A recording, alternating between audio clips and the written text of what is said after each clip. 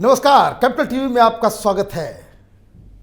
हिंदुस्तान से लड़ते लड़ते चीन की पूरी दुनिया में फजीहत हो रही है। एक तो गलवान में पिट के वापस गए, लाख से ज्यादा ट्रुप्स को लद्दाख सेक्टर में खड़ा करने के बावजूद 1 इंच आगे चीनी सेना नहीं बढ़ सकी।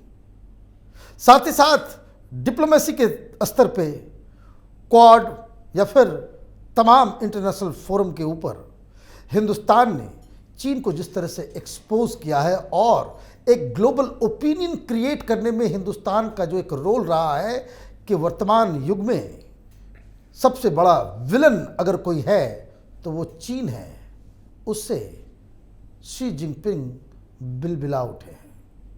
और अब अचानक से एक बयान चीन की तरफ से आया कि जो जम्मू कश्मीर का मसला है वो पाकिस्तान के साथ बातचीत करके सॉल्व कर लेना चाहिए। हिंदुस्तान की तरफ से तो कह दिया गया है ये हमारा इंटरनल मसला है, जो सॉल्यूशन निकालना था वो निकल गया, अब जो विवाद बचा हुआ है वो पीओके का है सिर्फ। अब बार बार ये जो सवाल उठाया जाता है अलग अलग इंटरनेशनल ऑर्गेनाइजेशंस की तरफ से, कॉन्ग्लोमरेशन की तरफ से और अलग अलग स्टेज के ऊपर कि हिंदुस्तान को पाकिस्तान से बात कर लेनी चाहिए। और जब इसकी हम विवेचना में जाते हैं तो मालूम चलता है कि शुरुआती दौर से 1947 से ही हिंदुस्तान से कुछ गलतियां हो गई कि जिससे हिंदुस्तान के दुश्मनों को अब तक 2022 तक ये मौका मिल जाता है कि वो हमें ये ज्ञान देने लग जाते हैं कि पाकिस्तान से बात करनी चाहिए कश्मीर के मुद्दे के ऊपर। क्या वो गलतियां थी? क्या जवाहरलाल नेहरू की वो जो शुरुआती दौर में जो गलतियां हुई उसका खामियाजा वर्तमान में हम लोग भुगत रहे हैं? कई सारे तमाम सवाल हैं और ये सवाल तब तक बना रहता है जब तक इस तरह से हिंदुस्तान को तमाम एजेंसियां या विदेशी मुल्क के द्वारा ये सजेशन दिया जाता है कि भाई आपको पाकिस्तान से बात करनी चाहिए।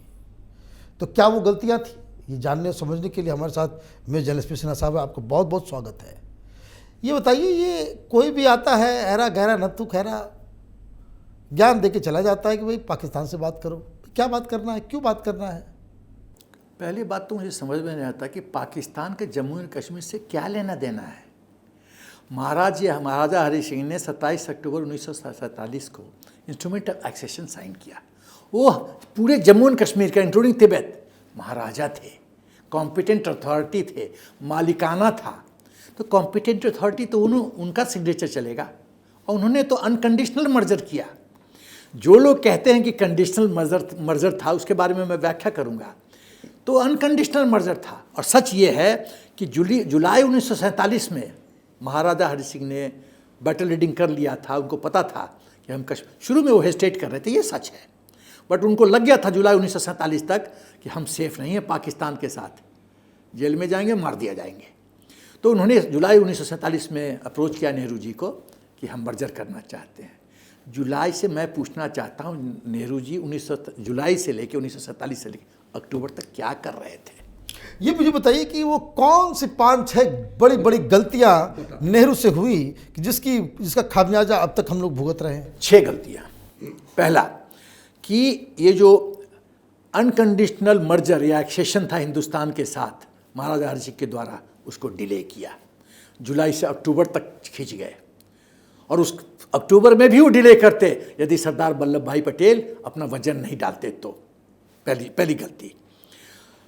नेहरू जी ने कहा कि एक्सेशन प्रोविजनल था। कैसे प्रोविजनल था?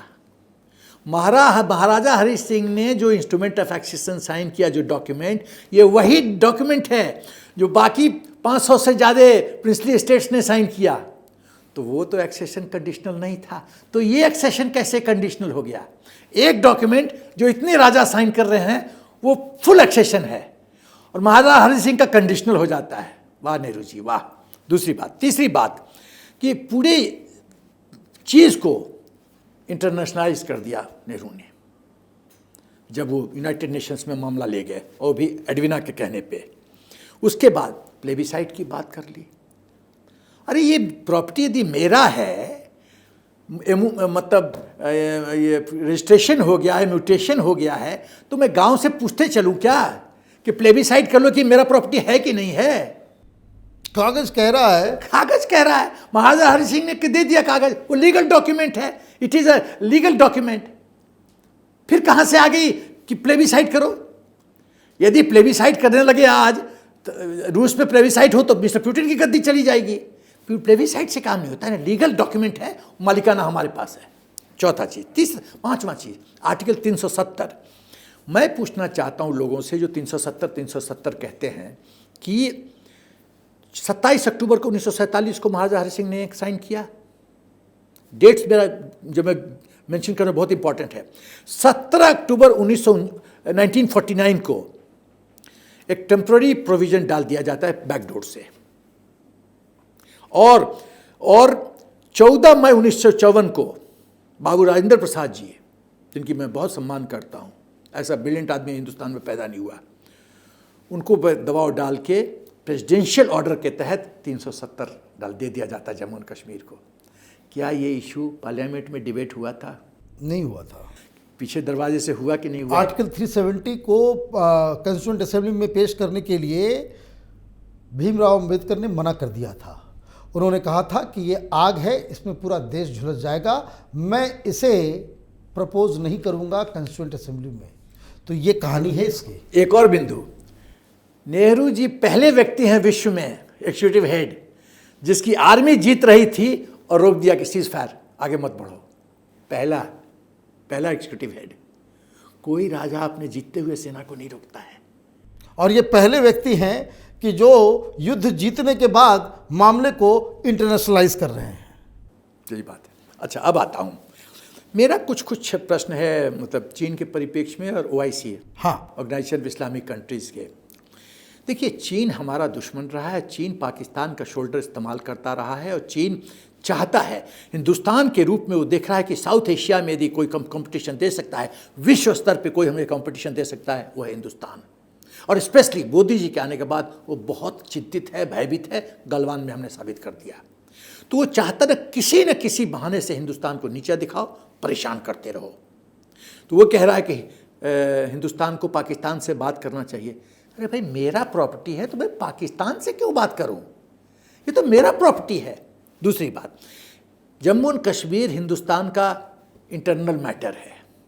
इसमें चीन को मैं सुझाव देना चाहता हूं, आप यदि विवाद की बात करते हैं तो आप चाइना में जो उइगर मुस्लिम्स हैं उनको रिलीज कर दीजिए, उनसे बातचीत कीजिए, तिब्बत से बात कीजिए, दलाई लामा से बातचीत कीजिए, दलाई लामा से बातचीत कीजिए। आप हमको जो एडवाइस दे रहे हैं, पर्सनल एग्जाम्पल दीजिए, कीजिए, बात कीजिए आप पहले। दूसरी बात, तो चाइना कोई नहीं होता है हमारे इंटरनल अफेयर्स में इंटरफेयर के लिए, वो जो कि देश ने बहुत क्लैरिफाई कर दिया है। अब OIC की बात आते हैं। OIC कहता है कि हिंदुस्तान में जम्मू एंड कश्मीर में डेमोग्राफिक कंपोजिशन चेंज हो रहा है। ये सरकार जान के ये षड्यंत्र कर रही है। मुस्लिम सेफ नहीं है, हिजाब को सपोर्ट करता है और कहता है कि 370 वापस लाओ। हिंदुस्तान कैसे चलेगा? ये क्या OIC डिसाइड करेगी? वैसे भी ये क्लब है बेरोजगारों का, बेरोजगार क्लब है एकदम। तो सबसे अब आते हैं कि जम्मू एंड कश्मीर का मुद्दा कई एंगल से देखने की जरूरत है। पहला, लीगल एंगल। लीगैलिटी क्या है? लीगैलिटी ये है कि हमारा प्रॉपर्टी है, यहाँ इस पर किसी का रेफरेंस नहीं चलेगा। अब पाक एंगल पे आते हैं। पाक बार बार JNK का इशू क्यों उठाता है? उसके पास एक ही झुंझुन्ना है जिसको बजा के वो अपने आवाम को कंफ्यूज करता है, पाकिस्तान आर्मी और पाकिस्तान की हुकूमत, वो है जम्मू एंड कश्मीर। आप देखिएगा, जब कभी जो गवर्नमेंट का या आर्मी का पोजीशन खराब होता है या रोड पे लोग आने होते हैं, तो आपका जम्मू एंड कश्मीर में आतंकवाद का जो स्केल है वो बढ़ जाता है और एंटी इंडिया चांस शुरू हो जाते हैं। ये झुंझुना है, ये खेलता रहेगा जब तक पाकिस्तान जिंदा है। OIC की बात करते हैं। OIC मुस्लिम एंगल देखता है, मुस्लिम ब्रदरहुड की बात करते हो तो अपने भिखारी देश को पैसा तो दे दो, जो कि वो चीन से पैसा लेता है। तो ये सिर्फ और सिर्फ खाली पाकिस्तान के इशारे पे नाचने वाले ढोलकियाँ हैं जो ढोल बजाते हैं कि नहीं पाकिस्तान से बात करो। एक और बिंदु मैं कहना चाहता हूँ, पाकिस्तान हम तो बात करेंगे नहीं, लेकिन पाकिस्तान में किससे बात करो? पाकिस्तान आर्मी से बात करो, पाकिस्तान आर्मी के चीफ से बात करो, ISI से बात करो, प्रधानमंत्री से बात, किससे बात करो और क्यों बात करो? क्यों बात करो? वाजपेयी जी ऐसा हृदय सम्राट, वो उन्होंने मौका दिया अपना प्रधानमंत्री नवाज शरीफ को, क्या हुआ? कारगिल हुआ। तो बार बार कांट की हाड़ी चढ़ने हम नहीं देंगे। बिहार में कहा जाता है कांट की हाड़ी एक बार चढ़ेगी। उसके बाद नेहरू का मिसडीड्स मैंने बता दिया। आज की तारीख में हिंदुस्तान का जो पॉलिटिकल लीडरशिप का स्टैंड और हिंदुस्तान का स्टैंड बहुत साफ है। ये हमारा प्रॉपर्टी है, किसी का हस्तक्षेप नहीं बर्दाश्त किया जाएगा और पाकिस्तान का कोई मतलब नहीं बनता है जम्मू और कश्मीर के बारे में बोलने के।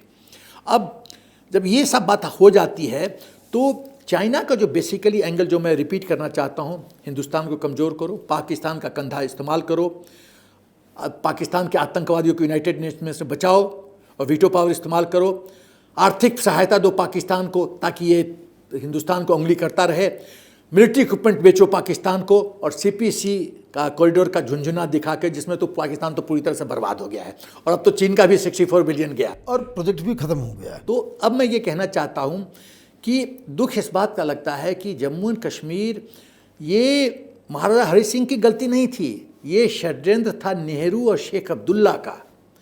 और क्योंकि शेख अब्दुल्ला को कश्मीर देना, शेख अब्दुल्ला ने कहा कि महाराजा हरि सिंह को जम्मू एंड कश्मीर से निकालिए आप, और बेचारे इलाहाबाद या बनारस चले गए थे वहाँ।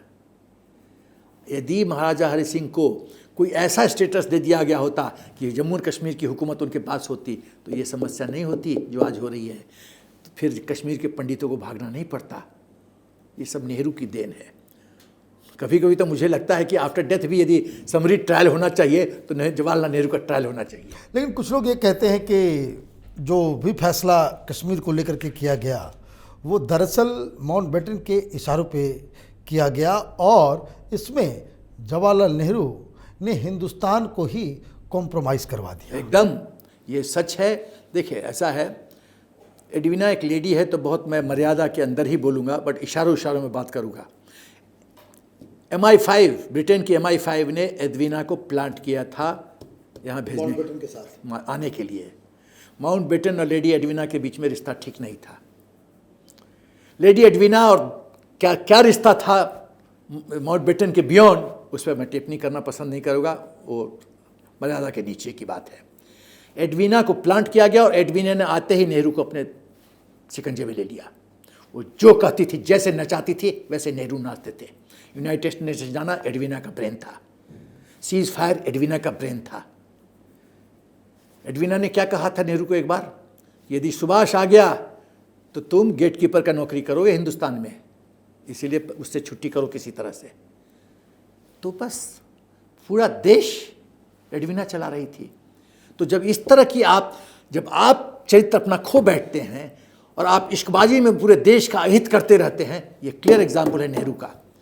एडविना जब मरी थी तो यहाँ से स्पेशल शिप गया था, naval ship, Indian ship, flowers लेके रेस्पेक्ट देने के लिए।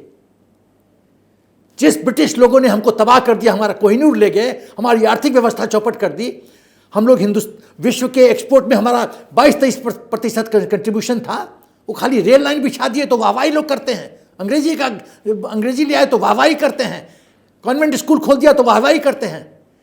हमारे गुरुकुल सिस्टम, हमारी एजुकेशन, हमारी संस्कृति को तबाह कर दिया। और उसके बाद फूल भेजा जा रहा है। स्पेशल शिप गया है, naval ship. What a shame. अपने इश्क में नेवी का शिप जा रहा है।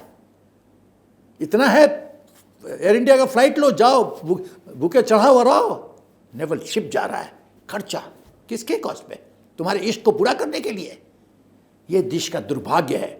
मैं बहुत साफ शब्दों में ब्लंटली में कहना चाहता हूँ, ये देश का दुर्भाग्य है कि जवाहरलाल नेहरू ऐसा आदमी हिंदुस्तान का पहला प्रधानमंत्री बना। और गांधी जी की गलती हुई है, स्ट्रेटेजिक ब्लंडर हुआ है। यदि सरदार वल्लभ भाई पटेल बने होते तो आज का हिंदुस्तान कुछ और होता। और मैं बता रहा हूँ, वल्लभ भाई पटेल जी ने एक ही स्टेट को दिया था सॉर्ट आउट करने के लिए नेहरू को, JNK, उसको उन्होंने मैसअप कर दिया। बाकी सब पिछली स्टेट्स उन्होंने संभाला। तो कहने का मतलब ये है कि आज भी जो कश्मीर का जो मसला उठता रहता है वो इनिशियल मिस्टेक्स है, ये नेहरू की लेगेसी है, उनके कर्मों की सजा वर्तमान में हम लोग भुगत रहे। और सजा ये एक तरह से नहीं मनीष, सजा ऐसे भुगत रहे हैं कि शेख अब्दुल्ला के चलते और जिस तरह से मुस्लिम पे पूरा स्टेट को उन्होंने कैप्चर कर लिया है, आज जितने हमारे जवान और अफसर मारे गए हैं सबका खून का हाथ रगा हुआ है कांग्रेस पार्टी का, जवाहरलाल नेहरू का। जितने लोग मारे गए हैं, जितनी हमारे बहनें विधवाएं हुई हैं और बेटियां विधवाएं हुई हैं, उसका सबका दोष जवाहरलाल नेहरू पे जाता है। नेहरू परिवार को जवाब देना पड़ेगा। सब नेहरू परिवार का हाथ खून से रंगा हुआ है, हमारे फौजियों के खून से। यह है स्थिति। आपका बहुत बहुत धन्यवाद। आपने बताया कि किस तरीके से जो कश्मीर का जो मुद्दा है वो नेहरू जी की वजह से अब तक एक नासूर की तरह हिंदुस्तान को दर्द दे रहा है। अगर आपको ये वीडियो पसंद आया तो आप इसे लाइक करें, शेयर करें और कैपिटल टीवी को सब्सक्राइब करें। धन्यवाद।